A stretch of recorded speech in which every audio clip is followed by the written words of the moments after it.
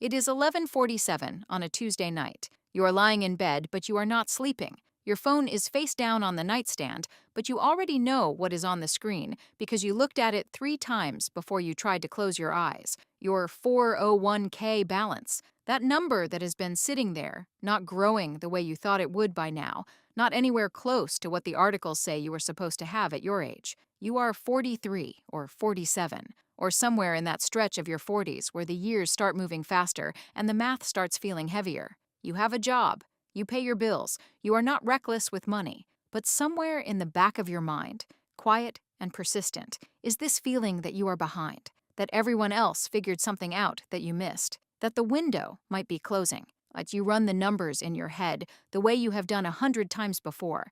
If I put in more, maybe I can catch up. But there are the kids, there is the mortgage, there is the car that needs new tires, there is your mother who needs help, there is the fact that groceries now cost what rent used to cost, and the retirement account just sits there, not quite enough, growing just slowly enough to keep the worry alive. You turn over, you stare at the ceiling, you think, I should have started earlier, I should have done more, and then you fall into a restless sleep because tomorrow is another workday and there is nothing you can do about it tonight. That feeling is real, and it is far more common than anyone talks about. But here is what nobody tells you. Your 40s are not where the story ends. They are where it actually gets decided. And if you understand what is really happening right now in this decade of your life, you still have more power than you realize. Let me explain what I mean. The core truth about retirement savings is something called compounding, and I know you have probably heard that word before, but I want to explain it in a way that actually lands. Compounding means your money earns returns, and then those returns earn returns on top of themselves, and then those returns earn returns, and so on over and over, snowballing the entire time. The longer the snowball rolls, the bigger it gets. That is why people always say, start early, because time is the engine that makes compounding powerful. But here is what they do not tell you with the same urgency. Your 40s are the last major window to significantly change your retirement outcome. Not the last chance. The last major window. The difference between someone who gets serious at 42 versus someone who waits until 52 is not a small gap. It is potentially hundreds of thousands of dollars. And that is not a scare tactic. That is just the math working in your favor if you move now, or working against you if you wait. Here is why this decade is so specific. The IRS gives workers aged 50 and over something called catch-up contributions. That is the ability to put more into your retirement accounts than younger workers are allowed to. In 2024, the standard 401k contribution limit is $23,000 per year. But once you hit 50, you can add an extra $7,500 on top of that. Yeah, for a Roth IRA, that is the retirement account where your money grows completely tax-free and you never pay taxes on withdrawals. The standard limit is $7,000 per year, and the catch-up at 50 adds another $1,000.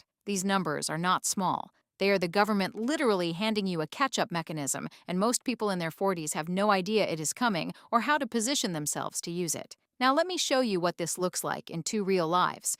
Meet Sandra. She is 43, living in Charlotte, North Carolina, earning $71,000 a year. She has about $52,000 saved in her 401k, which honestly is not bad, but is not where she wants to be. Sandra keeps telling herself she will increase her contributions once her youngest is out of the house, or once the car is paid off, once things settle down a little. So she stays at her current contribution rate, about 6% of her salary, and she plans to get more serious at 50. That seems reasonable. That seems responsible, even.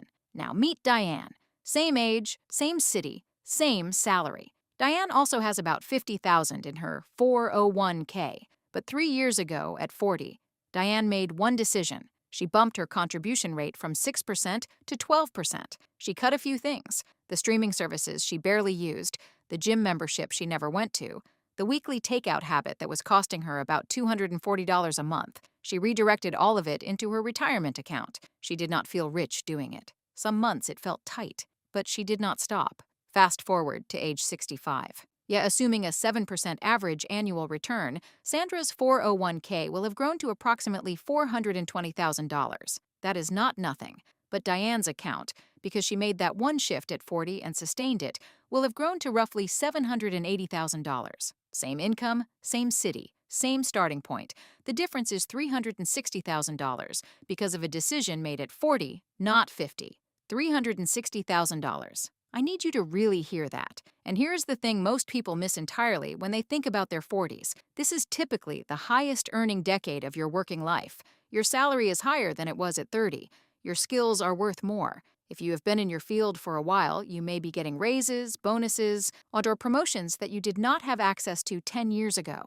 Your 40s are when your earning power often peaks, and that means the gap between what you earn and what you spend, if you choose to close it, has never been wider. The tragedy is that most people use the income growth in their 40s to increase their lifestyle instead of their savings. Nicer car, bigger house, more vacations, and none of those things are wrong. But they are choices, and the people who retire comfortably are usually the ones who made the opposite choice even a few times during this decade. According to the Federal Reserve's Survey of Consumer Finances, the median retirement savings for Americans between ages 45 and 54 is only $134,000.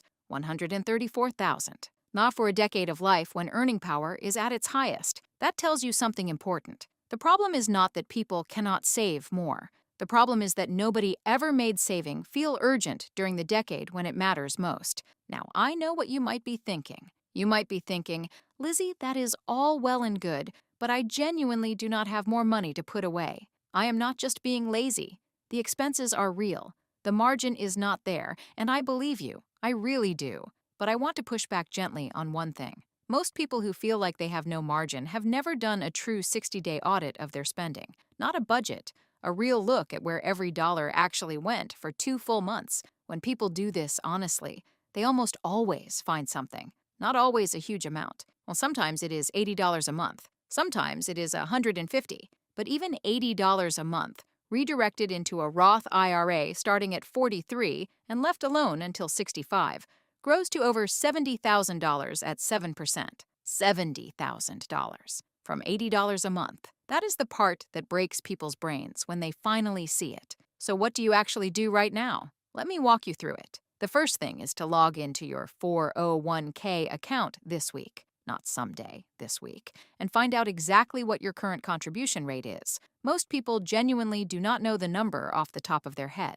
Look it up, then look up your employer match. A lot of employers will match up to 3, 4, even 6% of your salary if you contribute at least that much. Like if you are not hitting the full match, you are leaving free money on the table. Free money. That is the first and most urgent fix. After that, look at whether your money is actually invested, not just sitting in the account. A lot of people contribute faithfully, but their money is sitting in a default option that might be too conservative for their age. If you are in your 40s and your retirement account is invested like you are 65, it is not growing the way it should be. Look at your investment options. If you see something called a target date fund with a year near your expected retirement, something like a 2045 fund, that is usually a reasonable starting point for people who do not want to manage allocations themselves. It automatically adjusts as you age. The next step is to open a Roth IRA if you do not already have one. You can open one at Fidelity, Vanguard, or Schwab in about 15 minutes online. There is no employer required. You control it completely. In 2024, you can put in up to $7,000 per year if you are under 50, and $8,000 once you turn 50. The money you put in has already been taxed, so when you pull it out in retirement, every penny comes out completely tax-free. For someone in their 40s who will likely be in a higher tax bracket in the future, this is one of the most powerful tools available. Most people have never been told to open one. Then, and this is the behavioral piece that actually makes everything work, automate every contribution you just set up. Do not rely on willpower. Set up automatic transfers so that the money moves before you ever see it in your checking account. Treat it like a bill that gets paid first, not last. And finally, the next time you get a raise, whether it is 3% or 8%, commit in advance to sending at least half of it straight to your retirement accounts. Not to lifestyle inflation, half to future you. You will never miss what you never had in your spending account. Remember that person lying awake at 11:47, running the numbers, feeling behind. I want you to picture that same person at 64, still in that house in that city. But this time they are not lying awake doing math. They are sitting at the kitchen table in the morning with coffee, and they know, not hope, they know that the account is there, that the number is real, and that the choices they made in their 40s compounded into something solid. Something theirs. They sleep through the night now. Not because everything went perfectly, not because they got lucky, because at some point in their 40s, they stopped waiting for things to settle down and decided to move anyway. That version of your future is not a fantasy, it is a math problem. And the variables are still in your hands right now, today, in this decade. You have not missed it. You are in it, and what you do next is what decides everything.